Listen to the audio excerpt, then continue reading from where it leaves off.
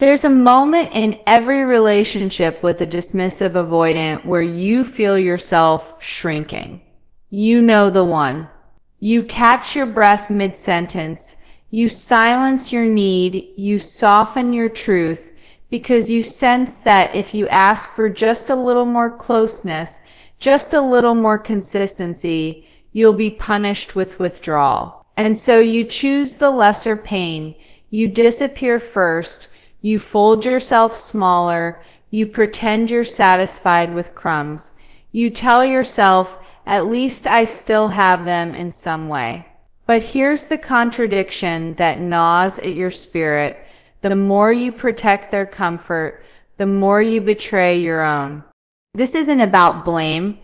It's about patterns. Patterns that are so subtle, so normalized, you don't even notice how your nervous system has been trained to brace for disappointment while simultaneously trying to avoid causing it. You walk the tightrope of their tolerance, terrified of rocking the boat because their distance feels like punishment and their silence feels like abandonment. And yet, ironically, you keep proving them right, showing them that they don't have to risk intimacy because you'll do the bending, the hiding, the pleasing. But what if the very thing you've been avoiding, their disappointment, is the medicine? What if learning to disappoint the dismissive avoidant is not cruelty but clarity? Because here's the truth. Every time you shrink to fit inside their limited capacity, you reinforce the cage you're both trapped in. You think you're keeping the connection alive, but really you're starving it of oxygen. Imagine instead, for just a moment, what it would feel like to no longer carry the burden of protecting them from reality. Imagine saying what you mean, asking for what you want, holding your line, and letting their discomfort belong to them. Yes, they may pull back. Yes, they may accuse you of being too much. But maybe that's the exact moment where the spell breaks, where you stop colluding with the illusion that your worth is measured by how easy you are to love. To disappoint a dismissive avoidant is to choose truth over illusion. It's to stand in a power they never expected you to claim. And once you taste that power, everything begins to change. The first shift begins with this realization: disappointment is not destruction. For so long, you may have lived with the unspoken belief that if you let someone down, the connection will shatter.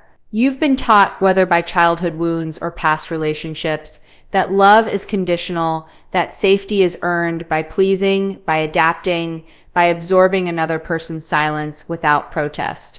And so when you meet the dismissive avoidant, this belief finds a perfect stage. They create the rules of distance, and you play your role of compliance. Without even noticing, you build a whole dynamic where their comfort takes center stage while your needs wait in the shadows. But here's the paradox. Every time you avoid disappointing them, you deepen your own disappointment in yourself. You tell yourself you're choosing harmony, but what you're really choosing is slow erosion. You become restless, anxious, even resentful, not because you're too needy, but because you've silenced your truth for too long. And the dismissive avoidant, they don't step in to balance it. In fact, your silence teaches them that withdrawal works, that detachment keeps them safe, and that intimacy can always be escaped. What if disappointment wasn't a death sentence, but a doorway? Imagine telling them, I don't feel close to you when days go by without a word. Picture the flicker of discomfort crossing their face, the instinct to retreat rising in them, and instead of panicking, instead of chasing, you breathe and let it happen. You allow their nervous system to squirm in the presence of your truth. You don't rescue them from it. You don't apologize for it. You don't make it smaller. You stand steady. That moment, the one you've avoided your whole life, is where the dynamic cracks open. Because in disappointing them, you're actually teaching them something radical, that intimacy doesn't have to mean erasure, that connection can survive discomfort, that love is not measured by how silent you become. And whether they rise to meet that truth or retreat back into their shell, you've already won something. You've reclaimed yourself. Think about it. Haven't you been carrying the disappointment anyway? quietly, internally, every time they ignore your call or downplay your feelings. The only difference is that until now, all the weight has been yours to hold. By disappointing them, you shift the balance. You let them experience the consequences of their detachment instead of shielding them from it. And yes, it might rattle them, but it also reveals something they can't unsee, that intimacy isn't about comfort, it's about courage. This is not about punishing or provoking. It's not about teaching them a lesson. It's about teaching yourself that you can survive their displeasure, that your voice will not burn the bridge. It will only illuminate whether the bridge was real to begin with. And once you learn that, you can't go back to tiptoeing. You'll feel it in your bones. Your truth is not destructive. Their disappointment is not your downfall. It's the beginning of freedom. The second shift is understanding that the dismissive avoidance disappointment isn't proof of your failure.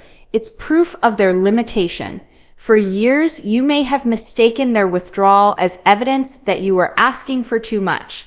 That if they pulled away, it must mean your needs were excessive, your emotions inconvenient, your love somehow overwhelming.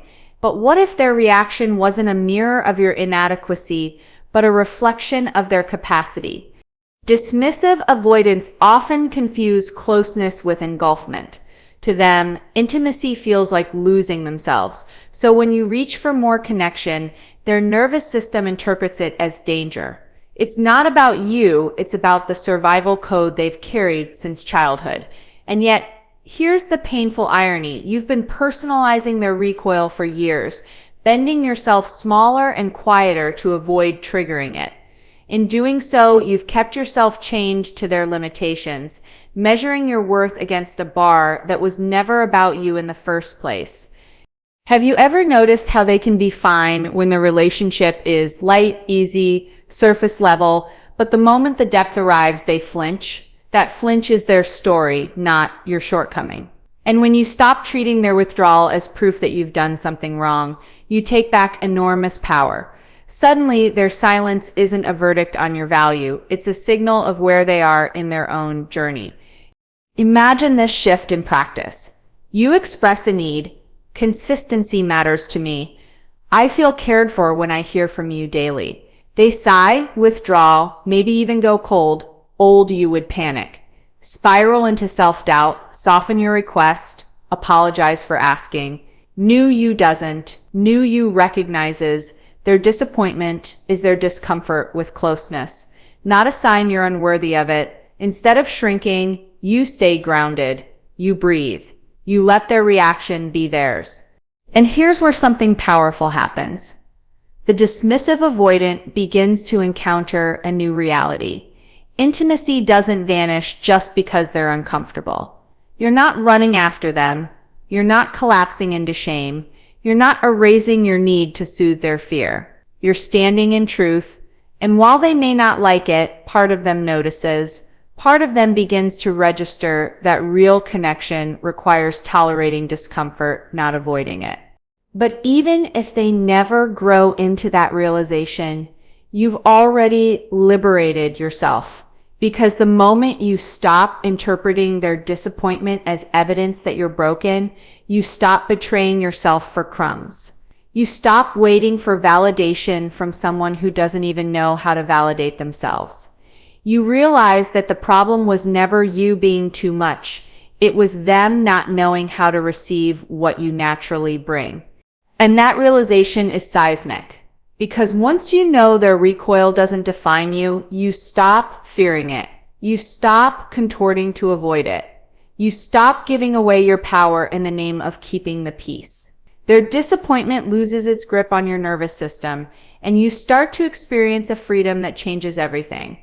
If this is landing for you, subscribe. We're just getting started. The third shift is realizing that disappointing the dismissive avoidant is often the only way to find out whether the connection is real or just a performance. For too long, you've been living in the fog of almost intimacy, the text that comes hours later than you needed. But you tell yourself, at least they replied. the date that feels more like roommates sitting across from each other than lovers. But you convince yourself, at least they showed up. The gesture's so minimal, yet you've been stretching them into evidence of love. You've been carrying the entire weight of hope, mistaking crumbs for a feast, mistaking tolerance for connection. But here's the truth.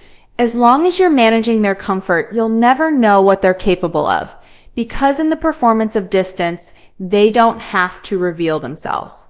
They can stay in control, doling out just enough affection to keep you invested, while never risking the vulnerability of being truly seen. It's only when you risk disappointing them that the mask slips. Picture this. You stop cushioning your truth.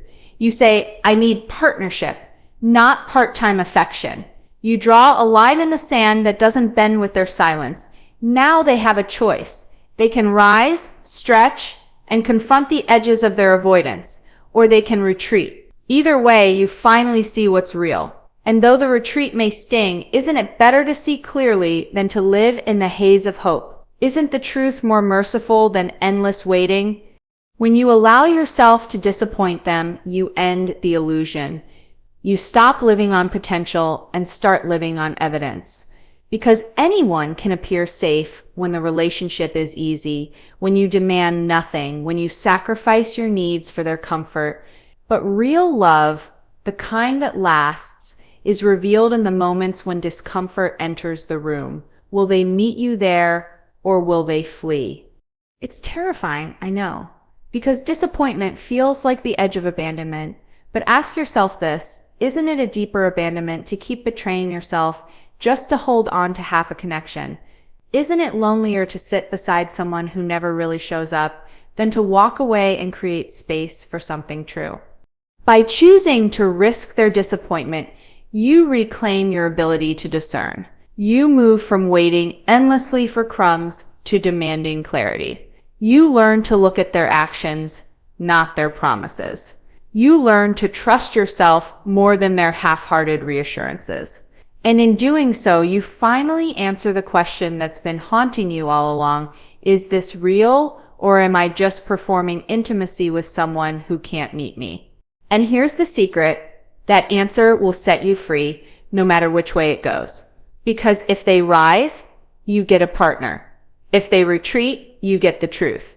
And either outcome is better than the purgatory you've been living in. The fourth shift is discovering that your power doesn't come from controlling their reactions. It comes from anchoring your own. For so long, you've been wired to scan the dismissive avoidant for cues. Are they pulling back? Are they irritated? Did you ask for too much? Your nervous system has been trained to anticipate their shifts like weather patterns, bracing yourself for storms, hoping for sunlight, constantly orienting your choices around their comfort. That is how you lost yourself, not in a single dramatic moment, but in 1,000 small calibrations to their moods. But here's the revelation. You don't have to keep orbiting their silence. You don't have to keep shrinking in response to their retreat. The real power begins when you no longer measure your worth by their availability. Because the truth is, disappointment is inevitable in every relationship. The difference is whether that disappointment collapses you or whether you hold steady in the face of it. Imagine this. They withdraw after you express your need. They go cold. Maybe even accuse you of being too much. In the past, that would send you spiraling. You'd replay your words, soften your edges, beg for reassurance, but now you breathe. You remind yourself their reaction belongs to them, not me. You don't chase, you don't over-explain, you don't rush to repair what isn't yours to fix. You allow the discomfort to exist without making it your job to dissolve it. That's when everything shifts. Because when you stop rescuing them from their own avoidance, you send a quiet but powerful message. I am not afraid of your disappointment. I am not afraid of your distance. I can hold my truth even when you can't hold yours. That's the moment they realize the dynamic has changed. You're no longer the one cushioning, managing, or absorbing. You're the one standing firm. And here's the paradox. The very strength they feared, the intensity of your truth, the clarity of your presence, is also the very thing that draws them. It rattles them because it's unfamiliar, but it also awakens something in them. Whether or not they rise to meet it, you've already stepped into a different kind of power, the kind that doesn't beg, doesn't chase, doesn't collapse. This isn't about becoming cold. It's not about stonewalling them in return. It's about learning to anchor yourself so deeply that their disappointment no longer dictates the weather of your heart. When you can hold steady in the storm of their retreat, you're no longer the fragile partner terrified of being abandoned. You're the grounded one, unshaken, unbroken, clear, and that changes the entire dynamic. If you know someone who has been stuck in this exhausting dance for far too long, send this to them. Sometimes we need the mirror of truth to see what's been invisible inside our own lives. The fifth shift is realizing that disappointing the dismissive avoidant is not an act of rebellion, it's an act of alignment. You're not doing it to punish them, to prove a point, or to win some hidden battle. You're doing it because you finally refuse to betray yourself in order to maintain a fragile peace. And this changes everything, because for the first time, you stop making disappointment the enemy and start making inauthenticity the enemy. Think about how much energy you've spent smoothing over the cracks, minimizing your needs, pretending you're satisfied with less. That constant editing of yourself has cost you more than you realize. It's cost you sleep, joy, confidence, self-trust. And for what? To keep someone comfortable in their avoidance? To preserve an illusion that intimacy is happening when it really isn't? The power in disappointing them is that it puts you back in alignment with yourself. You stop asking, how can I be easier for them, and start asking, what is true for me right now? You begin to measure the relationship not by how calm they seem, but by how honest you feel. And here's the thing, that shift doesn't just affect them, it affects you on a cellular level. You start to feel lighter, clearer, more rooted in your own reality. Picture this. You've just voiced something raw. When you disappear, it hurts me. They retreat, and the silence comes. Old you would chase that silence, try to patch it up, maybe even apologize for having needs. New you doesn't. New you recognizes, I told the truth. That is alignment. Their reaction belongs to them. And instead of spiraling, you sit in that alignment. You trust it. You breathe into it. You notice that even in their withdrawal, you feel stronger than when you were bending yourself into silence. This is the real liberation, when your nervous system learns that your safety comes not from their approval, but from your alignment. You realize you can withstand their disappointment, their distance, their coldness, because you're no longer abandoning yourself in the process. You're no longer participating in the slow erosion of your soul just to keep them near.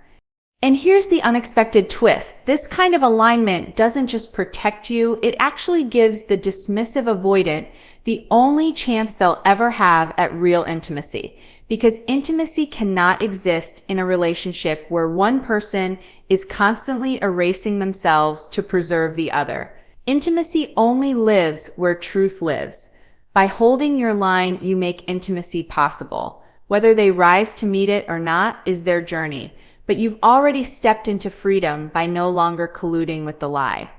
And the moment you taste that kind of alignment, you'll wonder how you ever lived without it. You'll wonder why you thought shrinking was safety, when in fact it was the slowest form of abandonment. Alignment, not appeasement, is the soil where real love grows. The sixth shift is understanding that disappointing the dismissive avoidant is not about them at all. It's about reclaiming your own story. Because at the heart of this dynamic, it was never just about romance. It was about old wounds, old patterns, the echoes of childhood where you learned that love required performance, where you learned that being chosen meant being less, where the very idea of safety became tied to the art of disappearing. That's why their disappointment has felt so devastating. It hasn't just been about them pulling away in the present. It's been about every time you felt abandoned before, every time you believed you were too much, every time you absorbed the message that your needs were dangerous. Each time they retreat, it reopens the old wound. And without realizing it, you've been trying to fix history by keeping this person close. But here's the revelation: history can't be healed by repeating it. It's healed by breaking it. And the way you break it is by refusing to play the old role anymore, by saying, I will no longer silence myself just to keep someone near. By learning to disappoint the dismissive avoidant, you are rewriting your nervous system script. You're teaching yourself that love is not earned through self-erasure. You're proving, moment by moment, that you can hold on to yourself even if someone else pulls away. Imagine this: they withdraw after you voice your truth. That familiar ache rises, the old panic of here we go again. But instead of collapsing into the old cycle, you do something revolutionary. You stay with yourself. You let the ache move through your body without interpreting it as a signal of your unworthiness. You breathe into it, and in that moment, you reparent the part of you that once believed abandonment was the end of the world. You realize abandonment is not the end. Self-abandonment is. And when you learn this, something inside of you breaks open. You begin to see that disappointing them was never the catastrophe you feared. It was the initiation you needed. Because disappointment is the portal, the doorway where you stop rehearsing the old role and start stepping into your new one. Whether or not they grow, whether or not they ever learn to meet you, you've already transformed. You've taken back the pen and begun writing your own story instead of being trapped inside theirs. And that is where the deepest freedom lies. Because now you no longer fear their distance. You fear abandoning yourself. You no longer chase their approval. You honor your own truth. And from that place, love looks different. It feels different.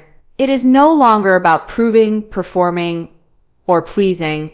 It becomes about meeting as equals or not at all. And that, more than anything, is what sets you free.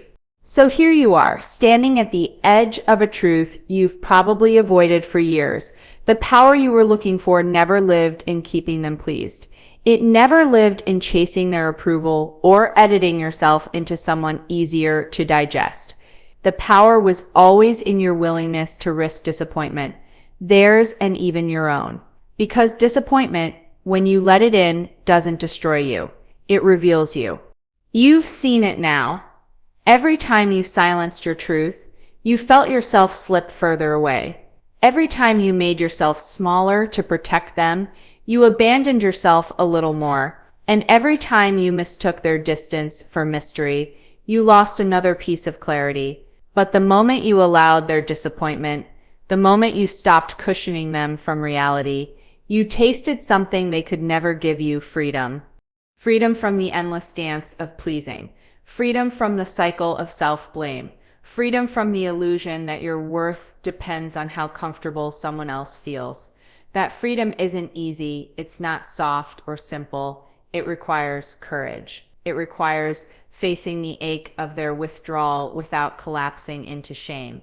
It requires holding steady when every nerve in your body screams, fix this, chase this, don't let them leave. But when you resist that old script, when you stand anchored in your truth, you feel something you've been craving more than their approval, your own. And maybe that's the lesson that changes everything. That love isn't about proving you're small enough to fit inside someone else's fear. It's about growing into a version of yourself that no longer bargains away your voice just to be chosen. Because when you stop fearing their disappointment, you begin living in alignment with your own. And from there, the whole landscape of your life transforms. So I'll leave you with this. What if your real work was never to make them stay, but to stop leaving yourself? What if the truest intimacy you could ever know begins the moment you refuse to disappear? That's the invitation. That's the new standard. And if you feel something stirring in you right now, if you recognize yourself in these words, stay with me here. Subscribe, not because you need another voice to fix you, but because you've already started a journey of reclaiming your power. This is just the beginning, and you don't have to walk it alone.